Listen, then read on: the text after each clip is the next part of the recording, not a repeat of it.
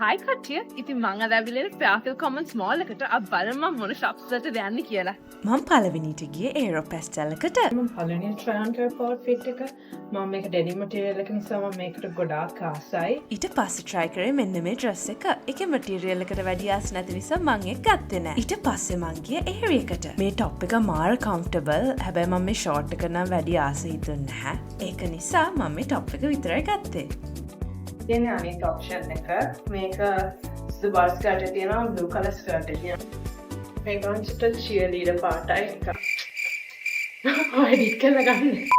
මේක ඇන්දාම නම් මට සිකරු හතේ අනාර්කලීව තමයි මතක් වුණේ. ඊට පස්සේ මම මිනිස්සු එකට ගියා. මේ ෆ්ලෂ් එකම ලංකාවේ රුපියල් 4000 විතර වෙනවා.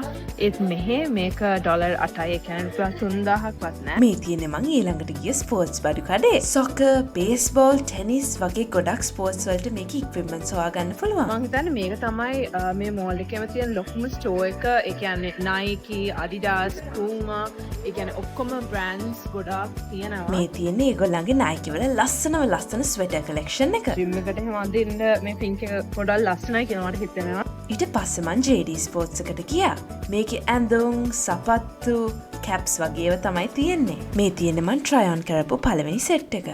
මේකේ කැප් එකයි ස්වෙට් පෑන්ට්ස් දෙකම Nike. ඊට පස්සේ මට ජීවිතේ පළවෙනි පාට ඩිසයිනර් වෙයක් තියෙන කඩේකට යන්න පුළුවන් වුණා. මේකේ ගොඩක්ම තිබ්බේ Louis Vuitton, limited edition Nike වගේ ඒවා. බලමුකෝ අපි ඒවා ගණන් කොහමද කියලා. අලුත්ම ඩිසයින් එකක්. ඩොලර් 240යි. මේක ඩොලර් 1800යි. මේක ඩොලර් 3000යි.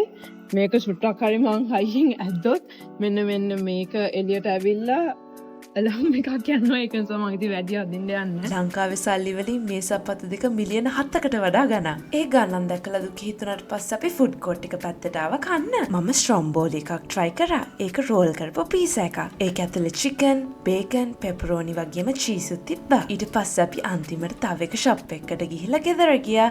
Bye guys.